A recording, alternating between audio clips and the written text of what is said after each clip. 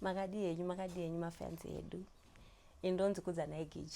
Asi vazhinji munondiziva samaitata kana maishero. So tauyawo nhasi nechikumbiro che$2 campaign yedu. Saka tine maseries makakumbira makachema makati magumira panzira. Asi isusu kuti tikwanise kuenderera mberi nemaseries aya. Ndokunge imi matibatsirawo nema$2. Izvo tirikugadzira imwe inonzi Chishamiso. Aiwa iwoyo mutakunanzva. And tikukumbirawo zveshuwa kuti muite sei mumwe nemumwe wenyu neuwandu wenyu makaunza ma$2 wayo aiwa togona kubikira even more.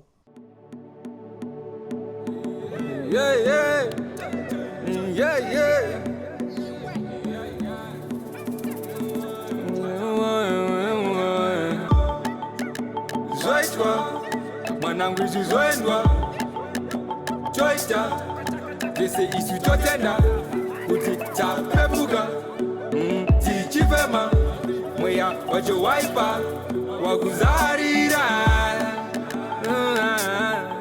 watenderera mweya wamomotera.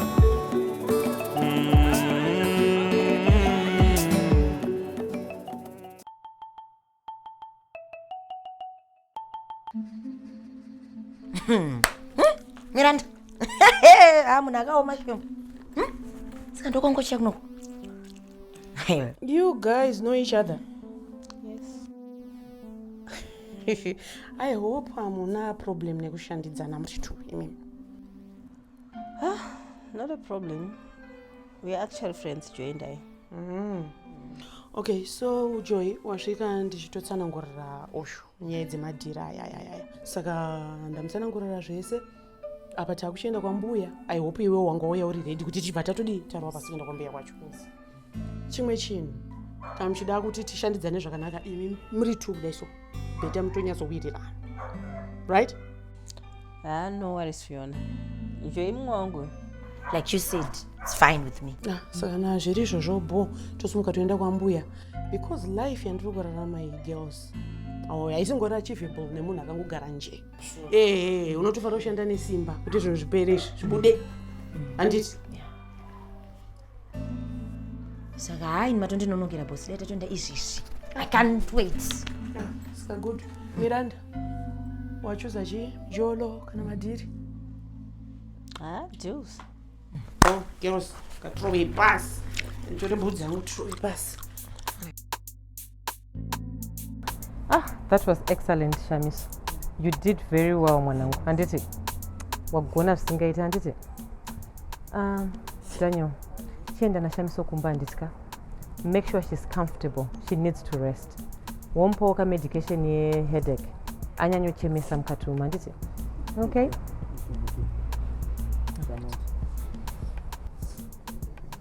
So, now that this is out of the way, what's next? Yes, this went well. Now we need to get the dates right to strike. And also see the opposition behind us. You know, speaking of opposition, I think we need to get our people into their camp. Yes. You know, Yeah, that can be arranged. And I think you should also get those meetings, NEMA NGOs. And also, I think I should start visiting my schools. Okay, tell me something. What's your take on these issues of drug abuse in our society? Yeah, even though the most heated topic in the whole country. The more we address those issues, the better. Good then. So find a way yekuti how do we get in? Titange kutopusha in and it's on that one as soon as possible. And Okay. All right. Saka, let's see how it will go. But no, Chishamiso did very well. I was quite impressed with that. Mwanano chemaka we.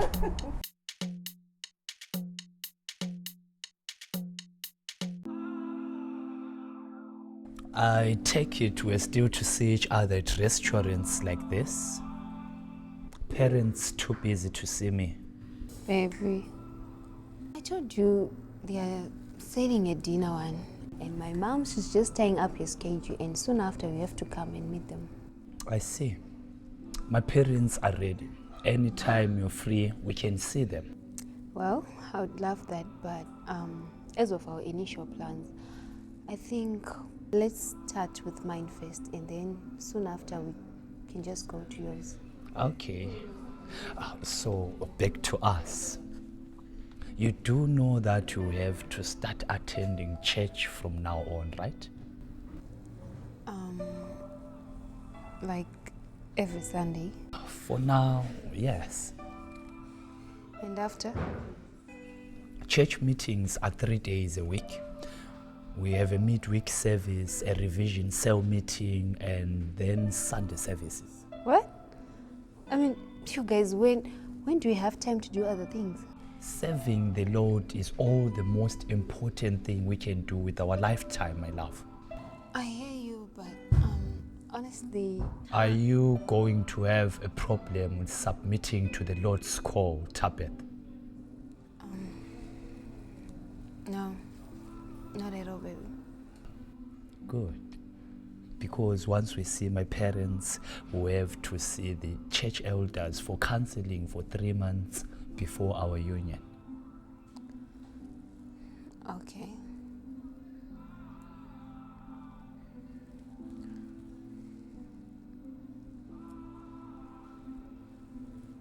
I love you.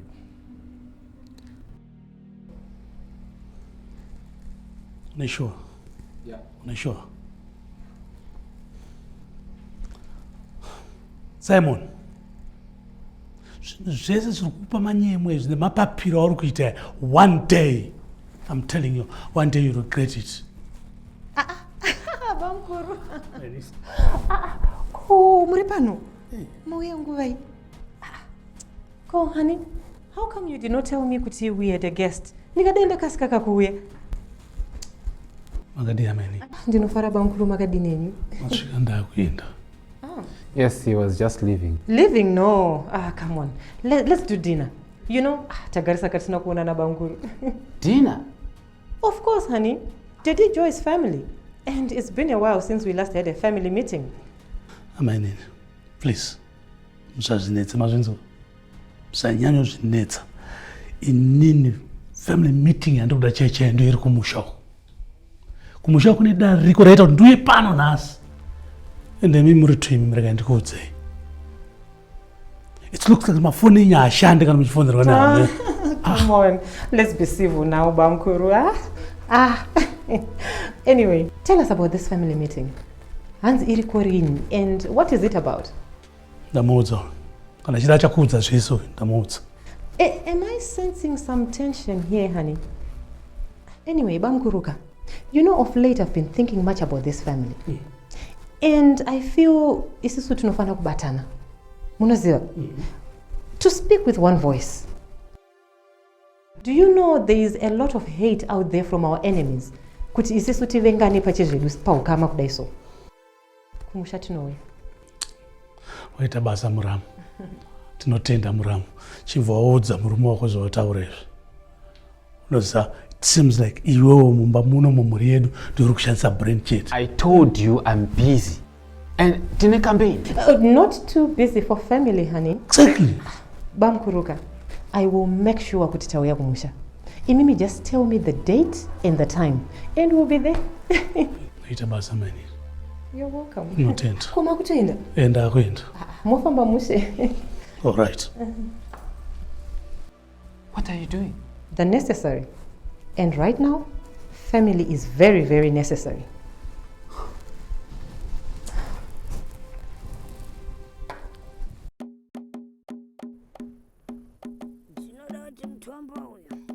Vasukuru vangu matara rifambe zvakanaka. Kana iri misha imire, kana riri jambwa nerishambwa, ngazvive nekuperera pano zuva ranhasi. Ndinoda kuti misha yawo imire ifambe muchinake.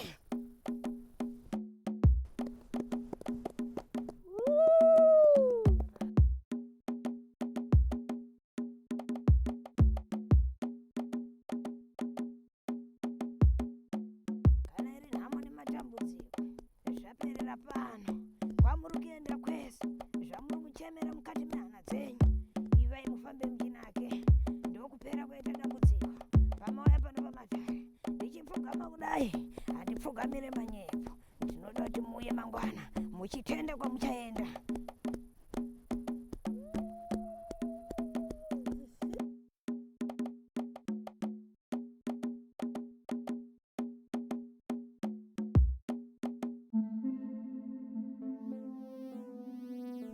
You don't understand these people, Sylvia. Ipapa baka hapana kana chimwe chakakurunga. Basa kuda kusiro tigarisa matare evanhu vakasofa kare kare kumushaiko koko vachiti takaromba isusu. Is takaromba kwacho? No. Then where is your problem? Huh? Look, sweetheart. Isisu, we've been very consistent with our way of life. And I know kuti hama dzedu dzinogona kusanyatsonzwisa kuti isisu tinowana sei mari. But kuromba, God forbid. You know kuti it's not one of it. Isisuka ngatingoende kumusha kwacho. Tonoonana nehama dzacho, topinda matare acho, and the rest will just follow. But if they point a finger or accuse me of anything, I will shoot someone kumushaiko koko. Kunoita mariro. And you think I'll let you do that? Huh? Aiwa, you know what? We've got far greater things to look forward to in this life. And we're very close. Starting with me winning this seat. And the other one? Well, the Chika claim. Did I not tell you to leave that one for now? And I did, honey, I did. But it's still on the list. But honey, right now we need to do well by our family. So, tomorrow we are going to meet Tabet's boyfriend for dinner. Are you ready? Do I have a choice? No, you don't. And she's really, really excited about this one. I wonder who this boy is. Oh, if he's really making her this happy, then he deserves to be a part of the family. That's good enough for me. We shall see about that. Anyway, manye. Tunobatana later, did it? Okay, see you at home. Sure.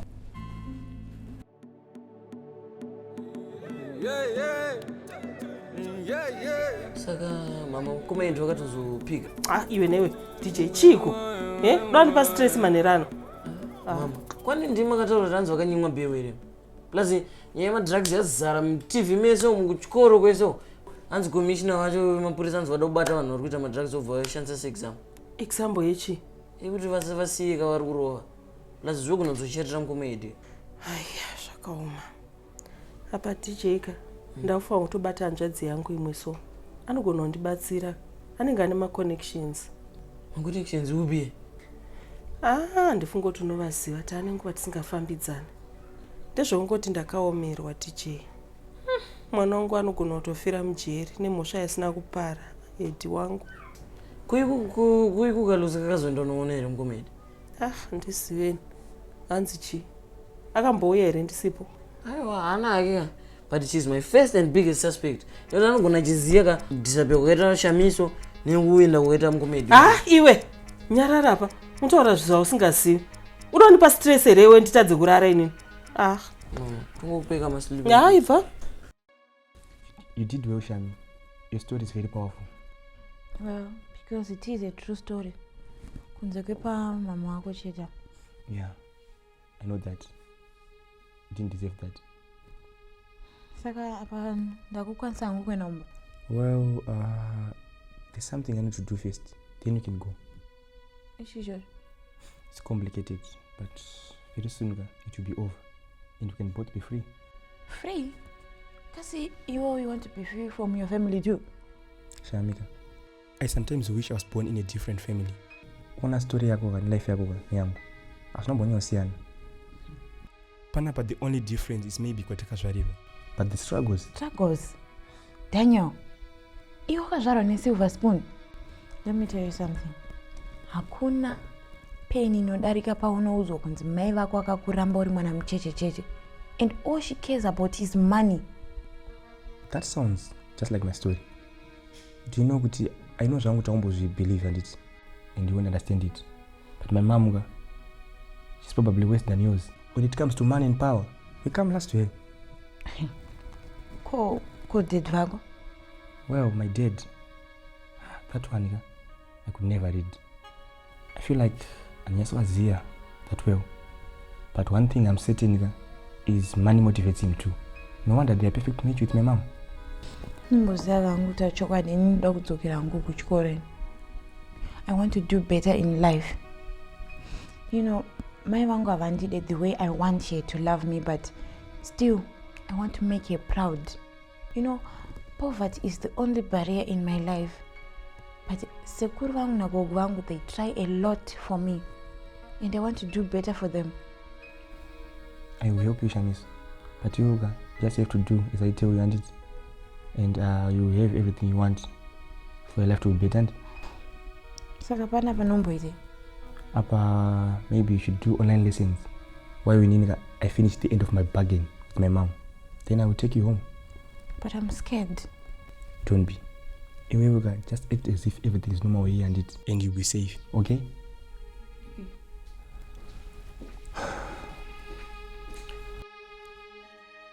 Babe. What's up?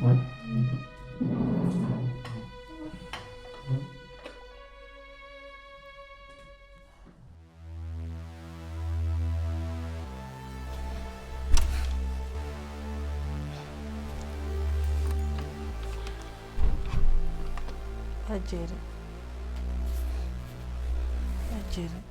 ndakumbira ukaregerera nezvakaitika. Yoga, do not speak to me. Please. Please. Ajere, ndosaka ndati ndakumbira ruregerero. Ezvinoiona pamba pane vaenzi vanozofungei nezvinenge zvichiitika pamba panapa. Kufungei? Hapana chekufunga. He's an adult and andozviziva. Baba Jerika, ndosaka nandokumbira ruregerero. Handipofe ndakaita futi zvakaitika izvo baba Jerika. Iwe mukadzi waunoziva ndakakuregerera iwowo uchatondiuraya panapa. Kunoendesa kumakuva chaiko chaiko. Never, Baba Jerika, I can never do that. I love you. Ndonyatsokuda inini Baba Jerika. Oh, you love me? Until you are angry and you want to fight again. Baba Jerika, I've realized that I need help. I really do need help, and I'm going to get help, Bajeri. Oh, makuda help manje. Pana bokutaura kuti you need help, mairamba wani. Ndozvandikutaura wani Baba Jerry. Ndatoona pepepa maitaura ndikuda help maitaura chokwadi, and I'm going to get it. Izvozvo zvindatofonera tete kuti vambouya kuno kwandida. Ndibatsire. Oh. Well, in the meantime, vaudza tete vavo kuti I want a divorce. Huh? Bajeri, divorce. Bajeri, I'm sorry. Bajeri, Bajeri. Bajeri.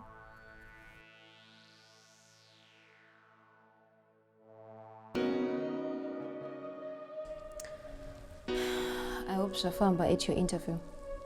You can say that. So, what's the plan now? Just waiting on Mom and her promise to let her go. She will, don't worry. You know she always keep your word. I think so.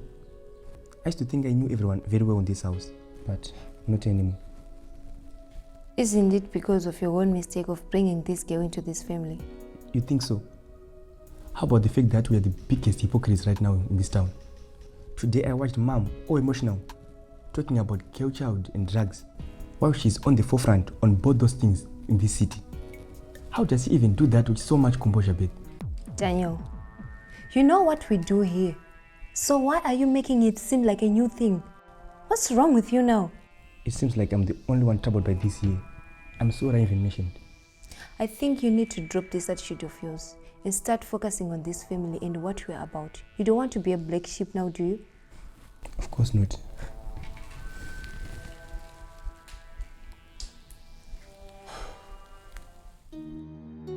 So, Baba Jerry, you are telling me that she wanted divorce just because of a little fight that we had?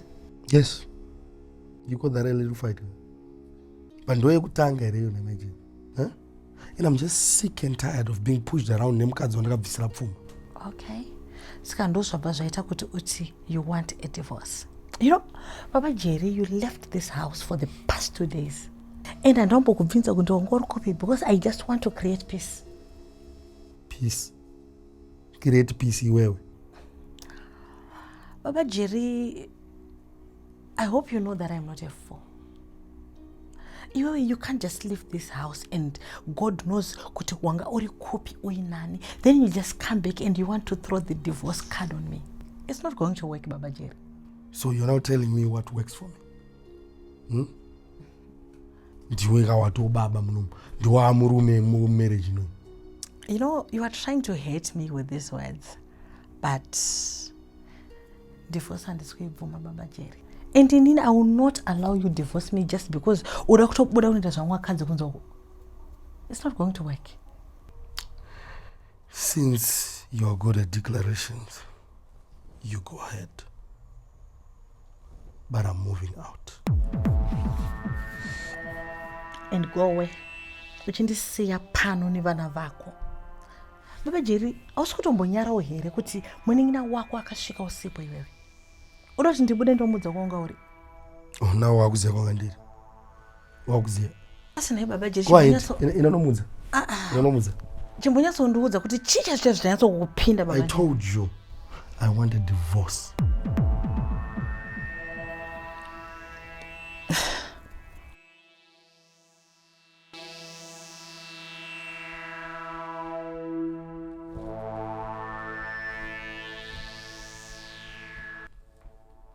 Oh, baby.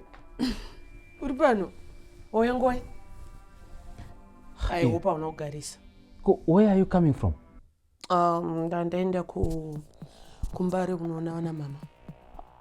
Why were you not answering my calls? Ndichifona and you were not picking up.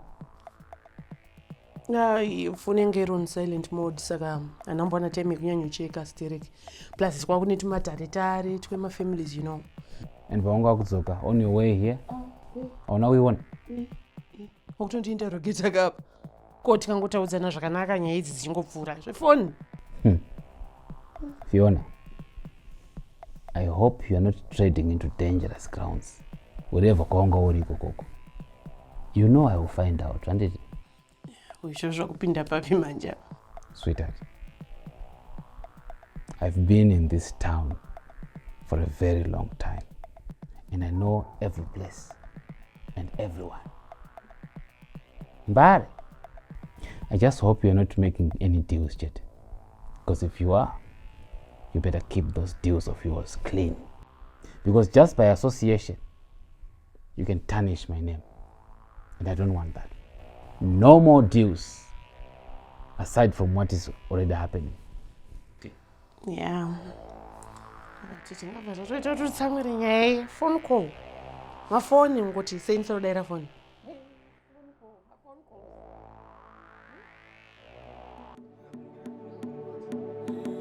Yeah.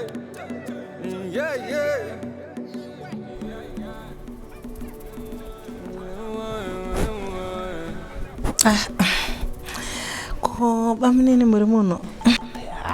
Mandiri zvangu. Mbona television.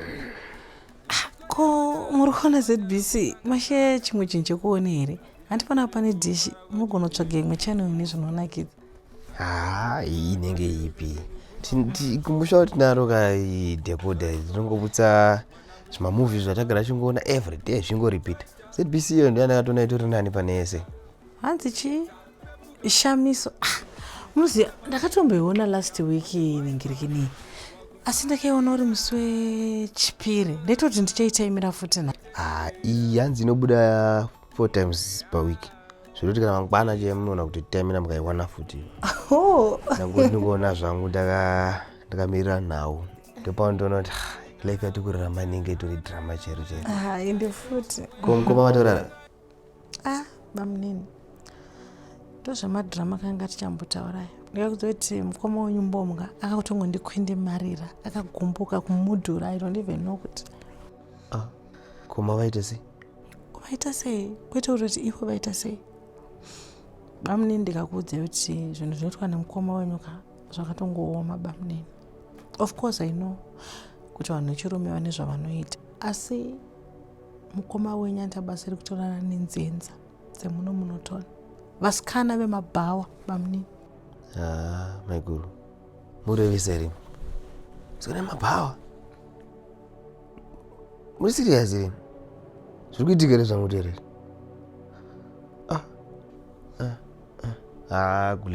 Kulezi ko havachike zvirwere here? Zvirwere chete here bamunini. Ko iyo mishonga zvayo inoshandisa vasikana vayo, chimbofunga kuri kunzi vamupaka namimba musikana iye, hakusi kunenge kuri kuzviunzira ngozi mumusha chaiko. Izvi zvisi right izvi. Izvi ndo zvinosiri right manje. Saka munoda ndizotaura navo here mukuru? Aiwa, bamunini ndondwari. Musazvinetsi henyu. Ndopedzerana navo. Ivo vanotondiziva. Vanondiziva mukoma wenyu. Manyemwe chete avari kuita ya bamunini. Imi bamunini nyusi dzabva dzatanga.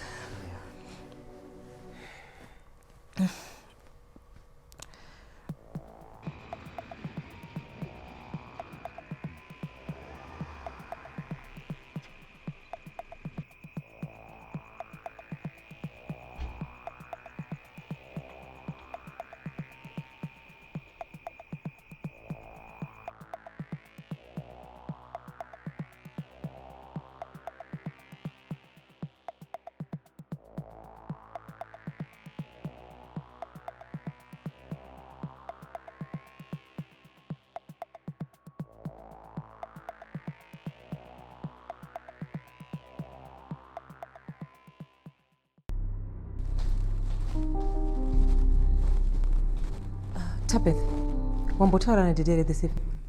No, why? I'm calling him and he's not picking my calls. Daniel? What? Wambotaura nadidere this evening? No. We have a big problem and I need to know where he is pronto. Can you call him? Mom, asudara phone yangu si asudara hii. Are you two guys fighting? Why do I even bother with the two of you? Of course you don't understand what's going on here. Look, I might have to leave the country tomorrow. Tomorrow? Mom, you know my boyfriend is supposed to come here. Beth, that will have to wait. I'm talking of a problem here. I have got bigger issues to solve now. What issues? Mom, are you even considering the fact that... Beth, can you please shut up? This is a matter of life and death. And you are busy here talking about your boyfriend nonsense. Since when has it not been about you? You're so selfish! Mom, but why? Do not start with me, okay? Do not cross me, as if you've not done enough already. Look, since when have I ever thrown an empty threat? When I say we've got a problem, I mean it. What is it? We could be having a hit coming our way. And like I said, I'll have to leave the country tomorrow. You should continue with that mission. And your father will just have to take care of it now. In bed? I suppose your father will just have to take care of her now that she's in this mood. Will Chishamiso be safe here? This is the safest place she can be. As long as you're not seen loitering about, I'm sure she should be fine.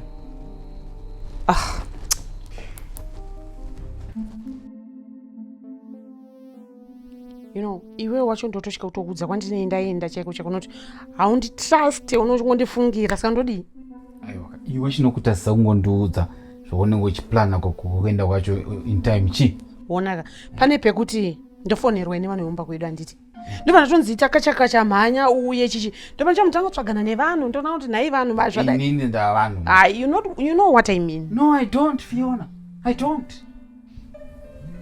Okay.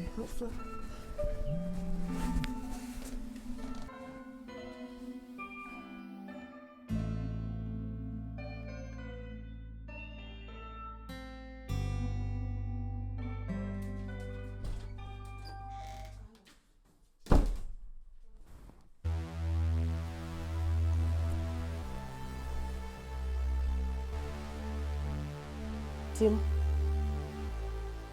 Yeah, shumba padeni. Ndikuti shumba padeni. Huh? Lion's Den ndataura guys. Chiko.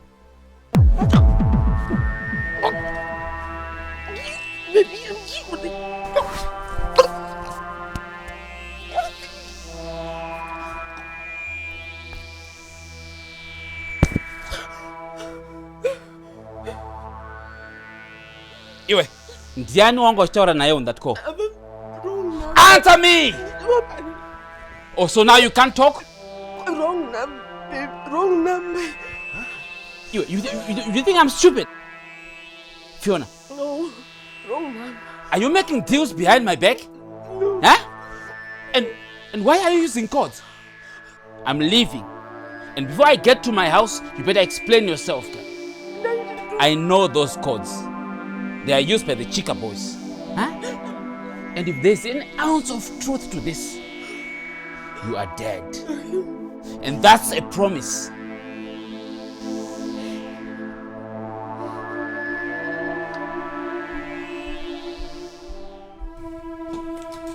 Hey, lover, are you okay? Hi, Lucy. What are you doing here? You weren't responding to my messages. So?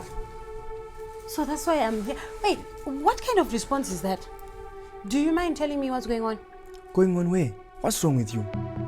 Didn't I tell you not to come here unannounced? Did you get that? My mom is angry right now. If she sees you. Ah, so this is about your mother. She's the reason why you're treating me like this. In fact, you know what? Let me just go to her myself. Let's not get ahead of ourselves here. Look, I'm sorry. Okay? Everyone in this family is a bit off. A lot is going on right now.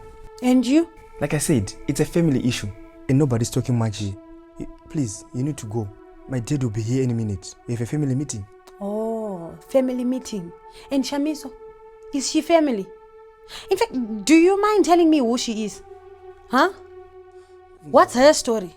Please, I think I promised to tell you everything once the dust is settled. No. I want the truth now. Tell me, Daniel, not tomorrow. And your mom? Yes, mom is here. What do you want? Good evening, Mama. I was just asking. Asking about Chishamiso. Yes, I heard you. If you must know something in this house, you must know to mind your goddamn business, little girl. What gives you the right to come into my house, screaming, blabbling about, asking about nonsense? Now, before I say something that I would regret, I want you to leave my house, never to return, if you know what's good for you. Leave Chishamiso alone, otherwise you will have me to answer to.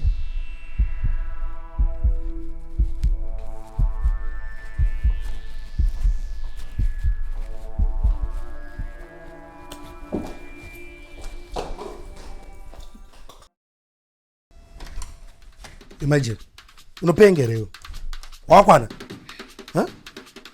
What's the change you say? Do you even realize good is a guest in this house? Who happens to be your brother? Sakapoita somebody because I spoke to your brother. Sakapoita utafunge utichi? Eh?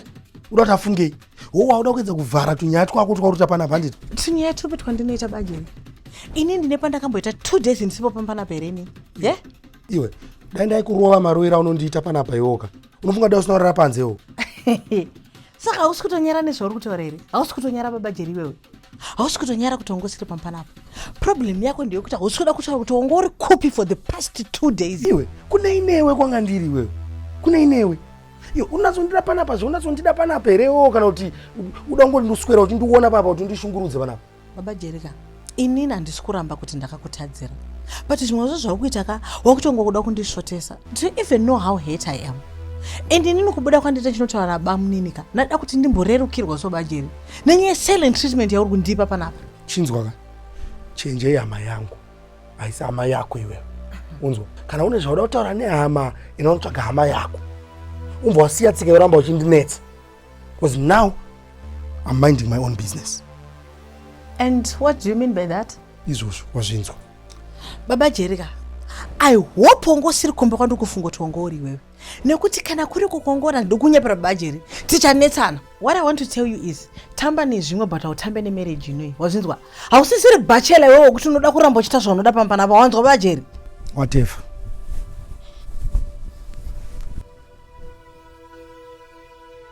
Sikakurara wakapfeka bottom miroro.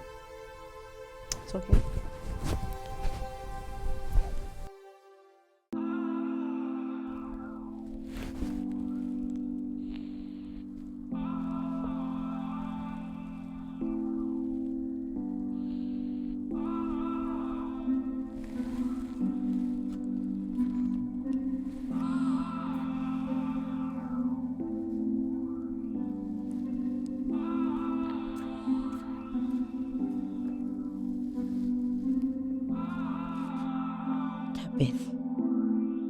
Tabith. Chie mwanangu. Please leave me alone. Hey, come on child. Unozoti ndakakuchengeta iwe kubva uri kacheche panapa. And I know kana paine zviri kukunetsa. taura neni chii waitwa sei mukomana iwe Siseli, nombozero kuti mama ane utsinye. She's selfish. She only cares about herself and no one else in this world. You know that's not true. Ndamai vako handiti ende vanoita anything kuti mhuri yavo ifare.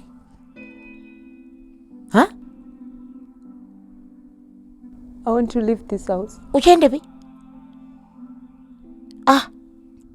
Iwe unofunga kuti kutiza kubva pano ndo zvinhu zvakanaka? Unoziva here ndomuendera akaita sisi vako futi ende zvakamusvetsepi?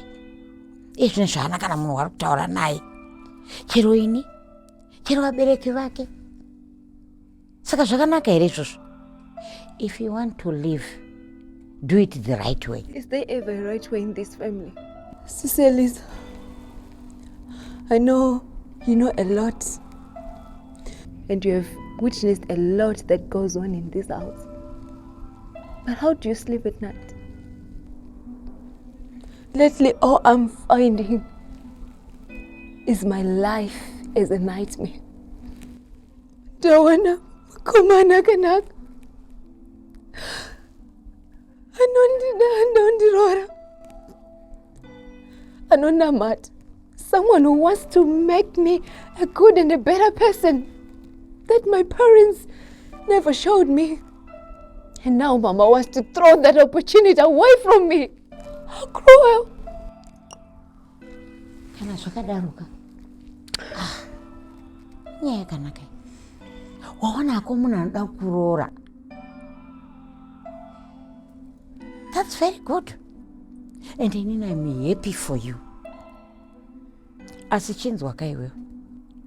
Unoziva kuti mama vako vanobatkana nebasa ravo iri. And the pressure inogona kuvatadzisa kufocus ne anything else. Handiti, asi zvidhedhi varipo. Taura nadhedhi vako iwewe zvakanaka nenyaya iyi. Uchatoona kuti hapana kana nyaya apa. But usanwa kudai so. This is not the solution. Okay?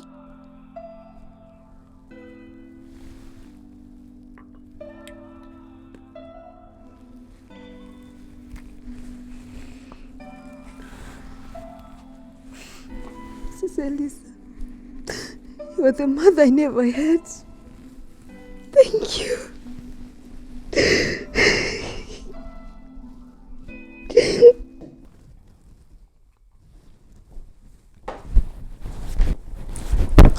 Iwe Chiyo, unopenga here iwe? No, iwewe ndo unopenga.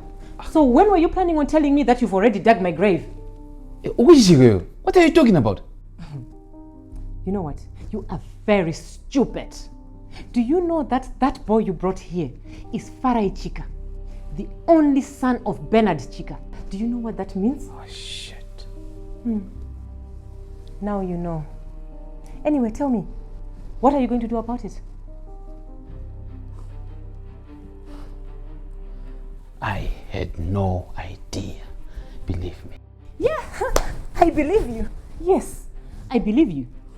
You know what? With all the resources that are at your disposal, you failed to do one simple thing. A simple research on who that boy was. Huh? Simon, really? Really, Simon? Look, Annie. Zvakatoitika. Right? Let's just forge ahead. Handitika. Ko iyambokudza information indiani. Munhu wacho ane chokwadi here naizvozvo zvaari kutaura. So now that's your concern. Anyway, Munandudzaka is a very trusted source. That you can't tell me? No. Wangori kupi pana ndikufonera usingadere fonero. I had some business to take care of. You know what? I'll worry about that one after you tell me how you intend to fix this. Because as it is, what is a family at risk? You How? know that. How? Iwe, you pulled the trigger. Iwewe. Because Iwewe Gara, you don't want to take time to investigate issues. So now you want to put this on me? If it wasn't about your recklessness, do you think I would have shot that boy? Huh? No, Simon. This one is on you. Yes, it's on you.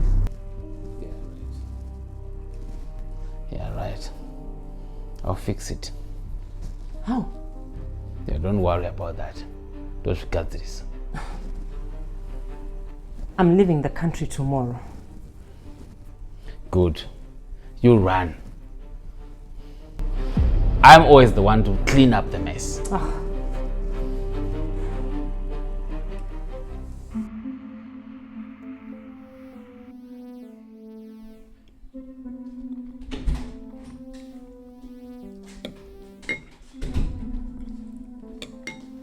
Hey, sweetheart. Hold on. Why is my baby girl not kissing me good morning this morning? Did I do something wrong? Good morning, Dad. Gee. Wait, was saying, Manam? Is that boy making you miserable already? It's not him. It's Mom. Yes. I just heard someone calling my name. What have I done wrong this morning? She was just about to tell me. Speak, honey. What has Mom done this time? You know what? Never mind. Okay. Breakfast? I'm not hungry. Beth, Garabas.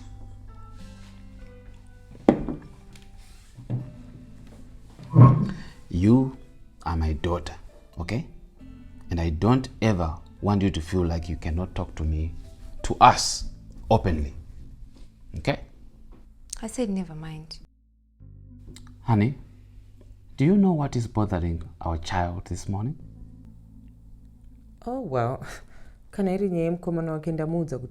We just have to reschedule because we've got some more pressing matters to handle. Oh, Doña Yacho. No, honey. I'm sure we can make time for that. Actually, I can't wait to meet my future son-in-law.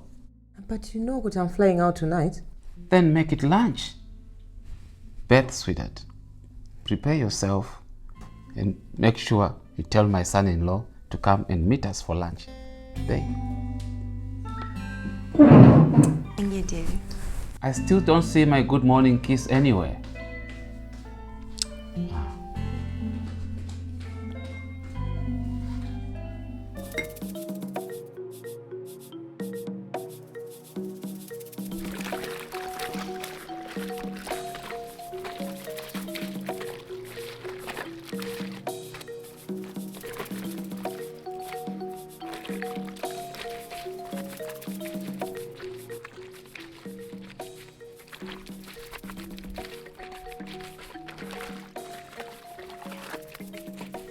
Kwadzoka.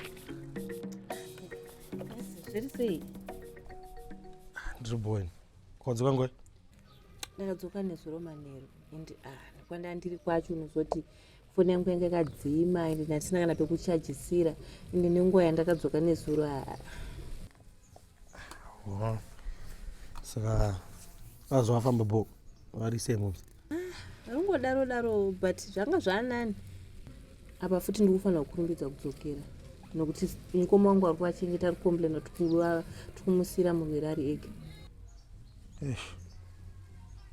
Saka kwadzokera unogara zvemazuva mangani wacho? Ndenda kutonzwa naiwo sisi wangu kuti zvinoizvi zvemazuva mangani. Mawana bebiyo auneri kutakatsvagira musikana webasa buziyo bibho kwaenda ikoko manje mana indoita sei kuno udonisana nani uno kumukadzi wako watanga ndaadi chine zvekutaura nezvemunhu iyi pana isusu kana tiri pana kuteetana nezvedu chete andi vana manje wakunitasa kuwachapa apo una panzi vanonoti chii vanhu hamina zina basa nezvevanhu achanomboite nezvevanhu ina basa nezvevanhu aiwewe muchakwamba watokubvuma nema 2 minutes idzodzidzo watanga.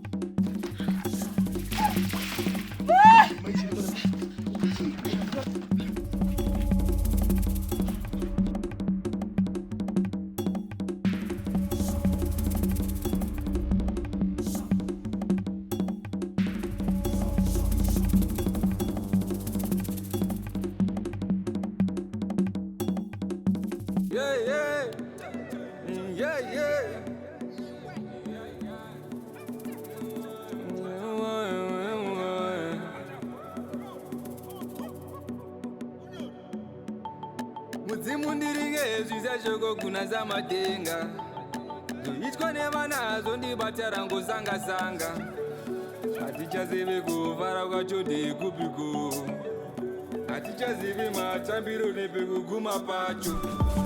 Baba Jerry, mudamba imomo. Ukasandiuraya Baba Jerry, nhasi ndiwandiri kuuraya. Baba Jerry, ndativhura dho. Baba Jerry, ukasavhura dho ini ndikuudza Baba Jerry ka ndikuripaza sidanzere munhu. Unopengerewo, unopenga. Yeah? Manje wakapusa steka handisi kurivhura dho iroro. Une mangoromera chetewo. Baba Jerry, ndine mangoromera. Ndasina kuti ndikuratidze mangoromera iwayo. Dati ndizo ndakatange kuchina iyoyo.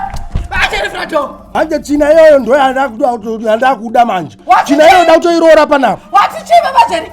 Vhura dho chipedzerani. Baba Jerry. Kubangandirei.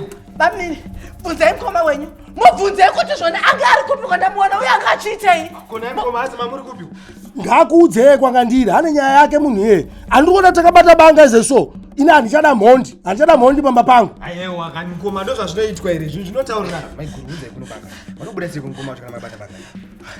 Bamini, mukoma wenyu hanzwisise zvekutaurirana. Kutaurirana kwanokunzwisisa ndekwehondo chete mukoma wenyu.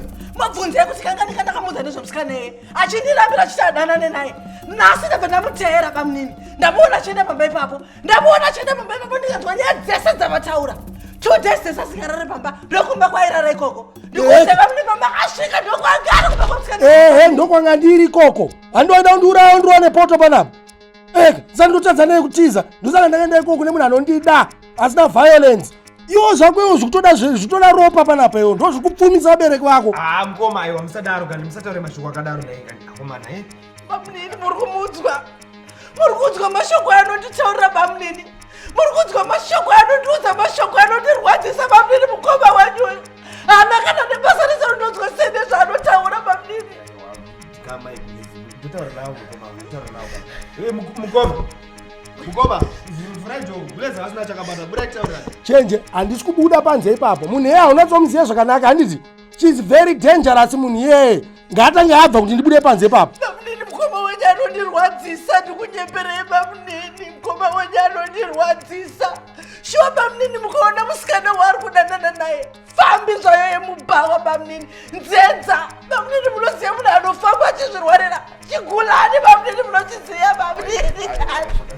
Sorry man, ndinotaura nawo mukoma wangu. Baba Jerry, saka uri kutozonasa kubude repa imomo Baba Jerry. Chimbodzika maika. Mukoma ndinotaura nawo. Baba Jerry, Frato! Bamini! Ibosere kubuda Baba Jerry uyu. Bamini, achandiuraya nechirwere Baba Jerry. Baba Jerry, nechirwere. Bamini!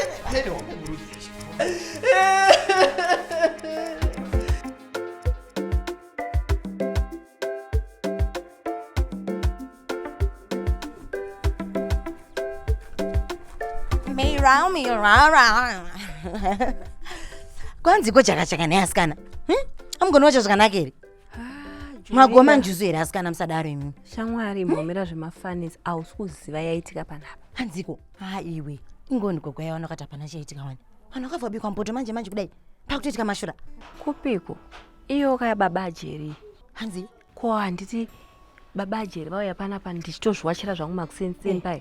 Takutoita nyaya paya mukadzi wacho pacha takavarairwa. Usandudzewe. Sandudze. Saka panapa panze here ndopa zvaitika. Pano panze uyu akutotanga faiti neni izvo. Naiwo sandudze. Saka torotorawo Baba Jerry varipo. Mai mwana angosvika kanditi mudhishi remvura uyu bhaketi remvura shoka kandidira. The next thing iyo kumburu nemurume wacho kakirikikira mai mwana matande vakanangana apa pakaendesana umba kwavo.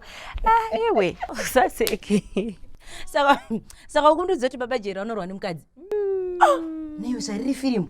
Mai mwana ndofunga nemureni mai mwana vazara pano. Vadanya yakawa nemunomu. Kana vanhu havana chavaona. Uchitauya nenoize here.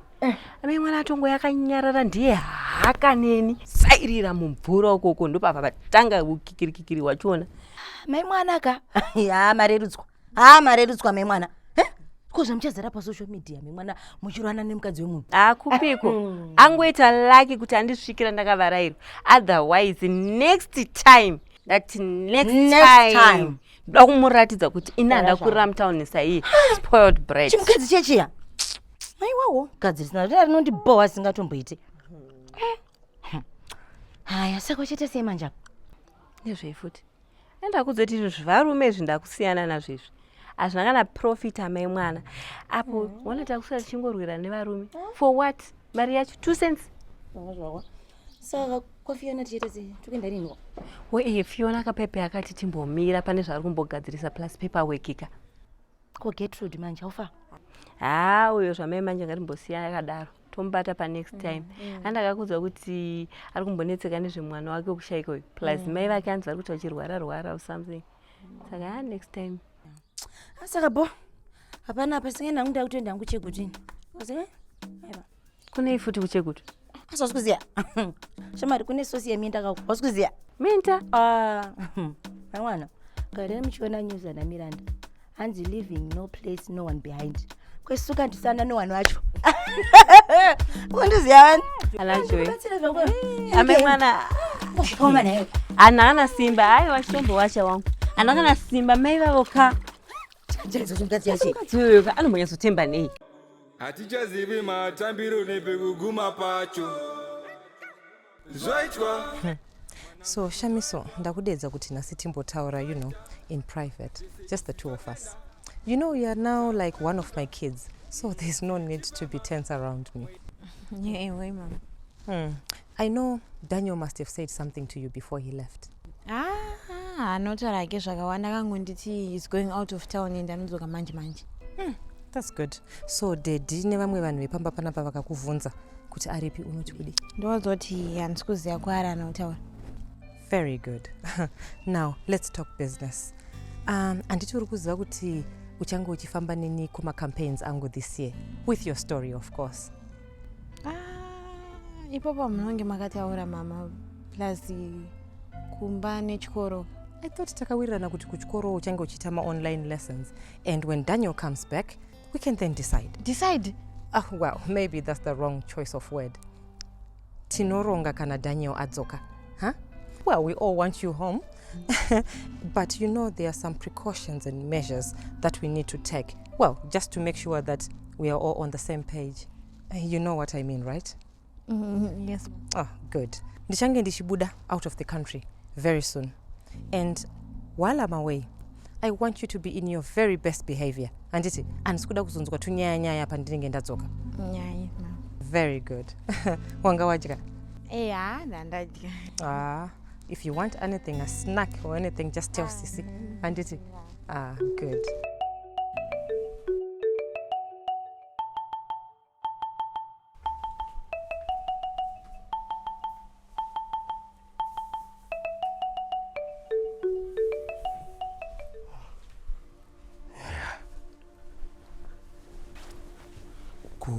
Kuleza kwenu? Ndondowari ndataura nawo kuti wamboenda kwasavira wakumusoro wambonopfurwa nemhepo.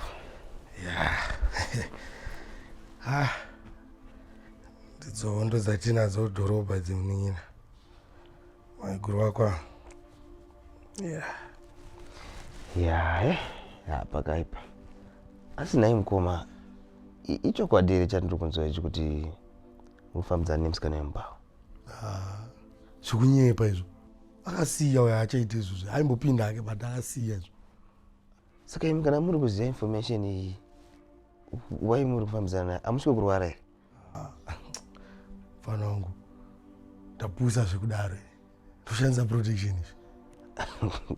Protection? Kana munhu muri kuti muri kudara naye zvamukutaura izvi, zveprotection kungosimbisana zvedu, munosvika rini nazvo?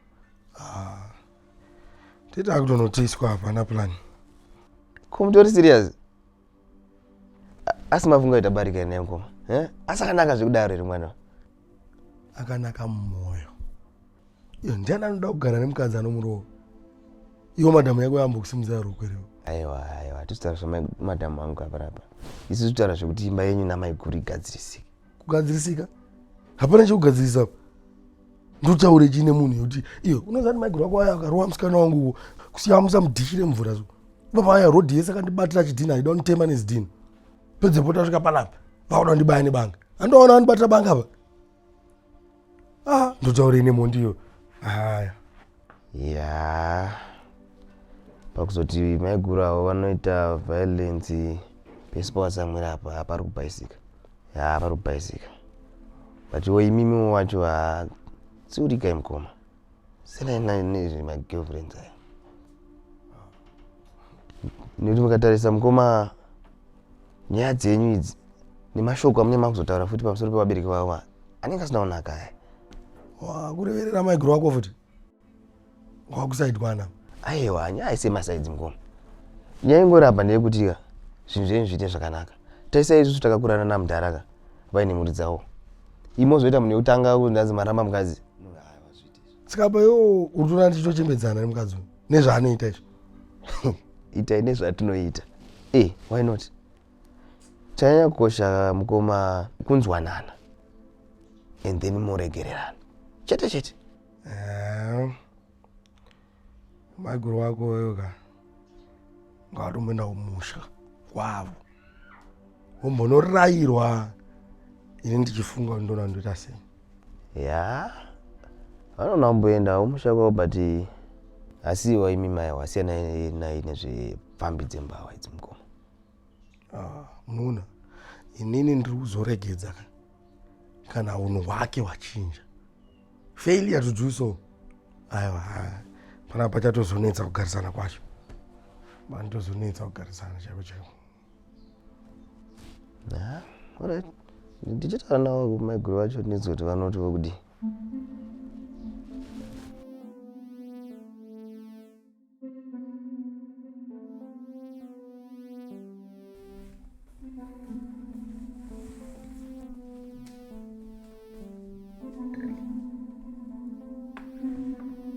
Oh, that's okay, Elizabeth. Thank you. So, Patrick, where are you from? I'm from Gweru, sir. Midlands. Mutupo urichi? Ndinoyera mofu, sir. Shava. See, a lot of my friends in Doana mofu kaiwa. That's good. So, Patrick, what exactly do you do for a living? Mom. Oh, come on now, darling. Let the men speak. I'm a pastor, ma'am. In fact, I come from a family of faith. My father is a pastor, and so was my late uncle. Oh, a pastor? Well, that's something. I must say I'm really surprised. I never imagined my daughter to be married to a pastor someday. Oh, actually, that's a very pleasant surprise. You do seem like a noble man. Thank you, sir. But we never got to know your last name. Do we know the man of God from which you come? I'm sure you do know them, sir. My father is Patrick Chinomona Sr. We are of the Christ in Us ministry.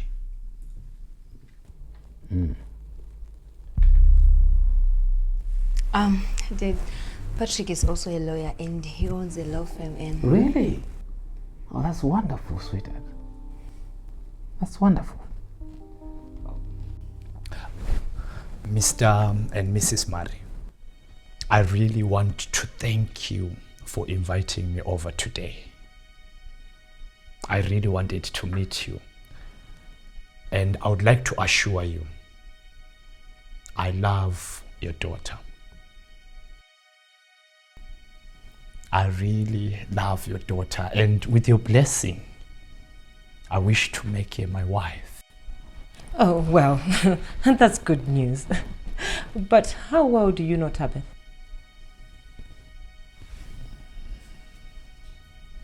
I think I know her well enough. We've been dating for 8 months now, and that has been very good. But 8 months is not really a long time, son. Well, you know, marriage, I would think people require to have known each other at least. Mom, I want to marry Patrick. I love him. And I love you more. Oh, so does this mean now she will have to become a Maimfundisi or something like that? Yes, sure. But it's not as how people imagine it. She's going to have great support from my mother and the church family. Tabeth is a nice girl, and I'm sure she is going to blend in easy. And you do know that she drinks. Yeah, she loves the freedom. And here we brought her up in a... Mom, what are you saying? I'm just stating the obvious, darling. I'm sure those are small things, Mom. We can work around that. I love her desire to be a woman of God. She loves God, and that's good enough for me. Look, I like you already, son. Sungunuka, what I just want you to know is, if you're going to be a part of this family, then utoshinga, utosimba, kunamata, on behalf of us all. Okay? Deal. Okay, let's dig in. Elizabeth! Elizabeth!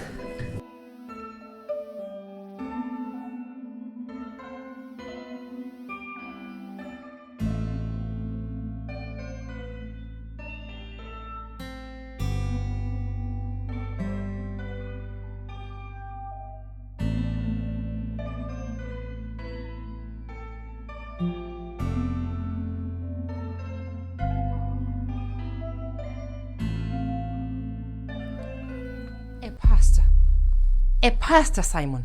Not just a pastor. A chinomona in this house. This is treason. Is your daughter stupid? Hey, calm down. Okay? You think she knows of the chinomonas here? It's obvious she doesn't know of our history with them. Otherwise, she wouldn't even have dated this guy. 8 months. Who knows what he has blabbed about to that boy already? And how come we don't know of this Patrick boy? Sweetheart, you are waking yourself up unnecessarily. These are church people, remember. They know how to play their cards right. So maybe this boy is hidden from their circles. Damn right he's hidden. Otherwise he wouldn't have ended up in our house without us having the knowledge of him. You know our history with the Chinomonas. Ah, wait a minute. Do you think... Oh no, sweetheart. Honey, I told you, you are overthinking this whole thing. I would have known. How? How would you have known when this boy managed to sneak right under our nose with our daughter in hand? They must be up to something. I think they're trying to penetrate into our operations using this boy. Oh, they are so damn good. No, I don't think so. Please, calm down. What do they want? What? Think, Sylvia, think. And did you see how your stupid damn daughter was drooling all over that boy? A boy who's likely going to behead a whole family just like that. What? A pastor? What? She now wants to be sober? What stupid story was she sold to? Heaven? Oh, she now wants to go to heaven. I will send her right to that heaven soon enough if she doesn't get rid of that bastard boyfriend of hers. Let me handle this, okay? You know how fragile Beth is, okay? She is our daughter. But I will handle it in a way that doesn't hurt her much, all right? And then in due time, we will tell her the truth about our relationship and history with this boy's family, but not now. You better do that fast enough before I take matters into my own hands. Yeah, this is not a small matter that we can just dilly-dally with. Just get straight to the point. Make sure you dissolve that relationship as soon as possible. Affirmative. What do they want? I thought you said you had a brother. Where is he? Oh, Daniel. That's him. You know, he's like my best friend. Like, I don't go out, so making new friends or akura, it's kind of difficult, right? Yeah, I can imagine. Well, as for me, church has been of great help. You have a lot of friends, you know, from Sunday school through to youth service. I also share a few good friends. Yeah, of course. Tell me, what do you think about my parents? I think your dad is cool, but your mom... Say no more. You saw it right. But it's just that Mama, she's not that bad. But with time, she's a good person. Maybe she's missing a few young kids around to play with. You know, you know, old age and loneliness. Not my mom, never. Well, as for me, it's the opposite. My mom is such a sweetheart, but my dad, it will take time getting used to him. Well, that gives us balance then. I'm so glad we did this. Love you. I love you too. aurevese maitiri ukura kuti bajira kudane musikana yewe vashaye men will shock you. Vasikana vedu vanoshandisa mushonga chete, but musikana ndasiya ndamukupira mvura padiki diki sona da mudhinda ndosiya ndamuisa kana chidhina chacho mumusoro. Iwe wanga waudzwa nani kuti ndokwavari baba Jerry ndavateera. Pandatoona vachisvika pamba pemusikana iye pavatanga kutaura nyaya vachiseka, ndopandatoona kuti mazuva ese anga asiri kumba ndokwaanga ari kumba kwemusikana iye baba Jerry. Masikati machena kutanga kubatana vachiseka vachimutandadza achiwacha inge zvakaoma. Saka iye ari kuti chii baba Jerry? Ari kutaura zvinhu zvakawanda wanda. Baba Jerry is not even sorry. Hanzi une mangoromera kumusha kwenyu muri kuda ropa uda kundiuraya izvi saying a lot. That's not good, not good at all. Ipapa izve zvari kupi? Ndamusiya akazvikira mumba, azvikira mbedroom. Asi wanga uchiri kutoda zvehondo? Nanhasi ndiri kutoida hondo. Baba Jerry andijairira inini. Aiwa kuitisa wira. Let's be realistic. Imimi hondo inobatsira chii chinochinja? Inochinja chii hondo? Tinopedza shungu dzangu maita nadzo. Aiwa Sawira kwete atidaro.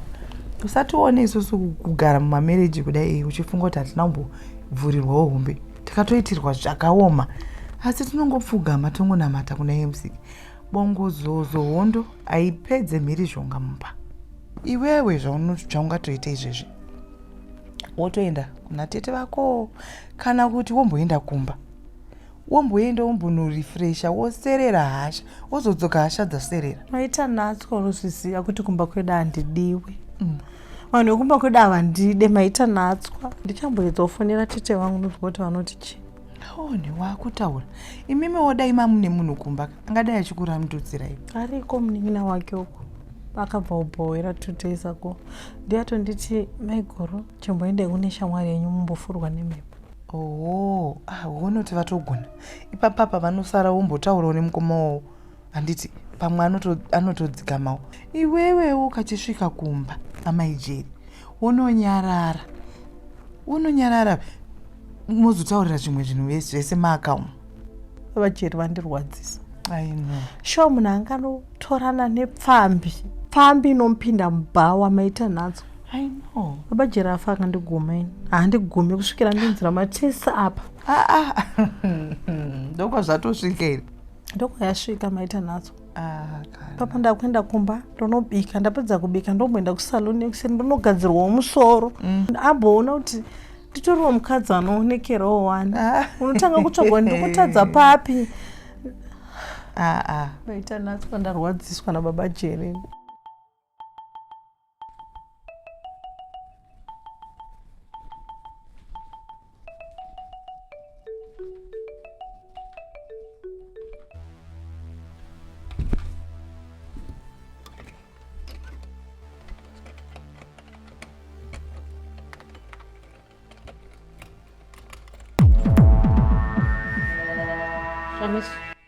Zvawakuita pano hazviitwa wazvinzwa. I know you don't want to be here, but let me warn you. Usade kutsvagana nezvinhu zvisinei newe wanzwa. Ukatsvaga moto pano unokupisa. Runinzwa. Enda kurumu kwako. Dai vari mama vazviona zvaibuda mushe. Usade kutipinza tese muma-problems. Please, musanditaurire Siseli. Enda kurumu kwako. And this never happened.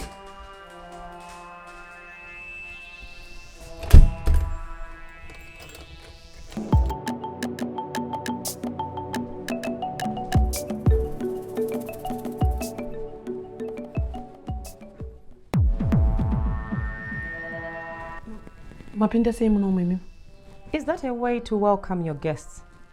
Kasvabereki wako havana kukuticha some manners. Well, what do you want?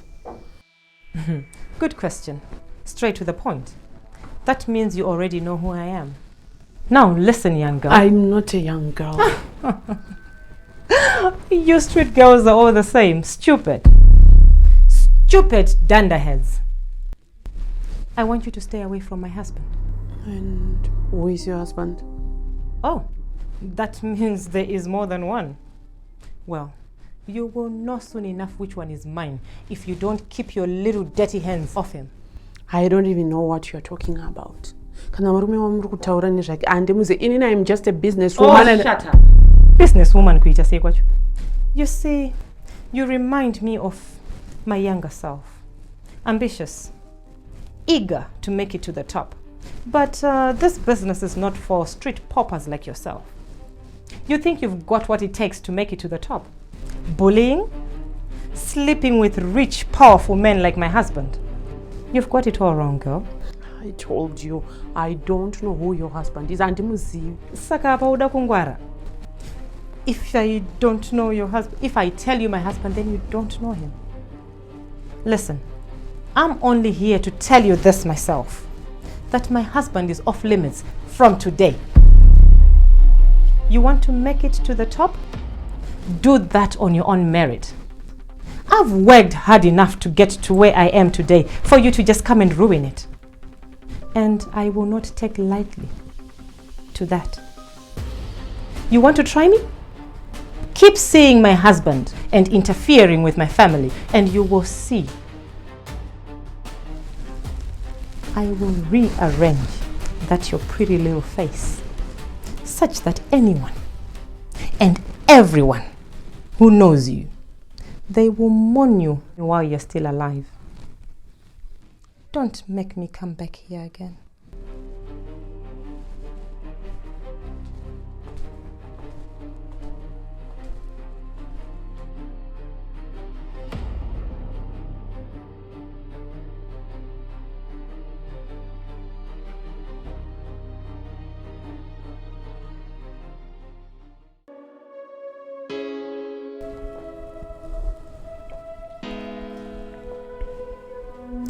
Well, I was about to offer you whiskey, son.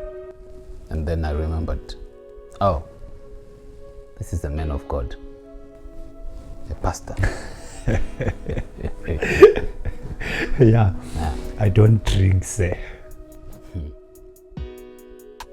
Never did, or you just don't drink now? Never done, sir.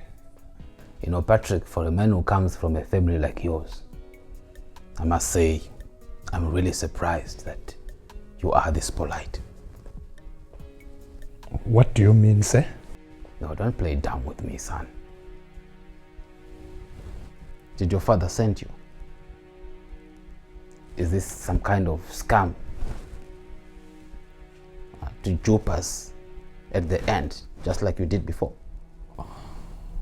Sir, to be honest, I'm not sure of what you're talking about. You know, my family is a Christian family. We fear God. And we're a very straightforward family.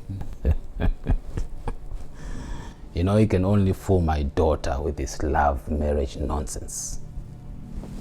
But not us. Whatever you were sent here to do has already failed. I want you to leave this place this very minute. And don't worry about Tabitha. She will be fine. tell her he had to rush out for an emergency. In fact, block her number. Understand? This is not a negotiation, son. Do as I say. I don't want to release my dogs on you. And when you get home, tell your father he has failed.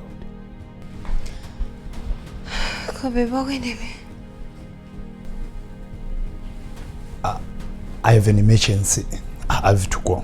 I'll call you later.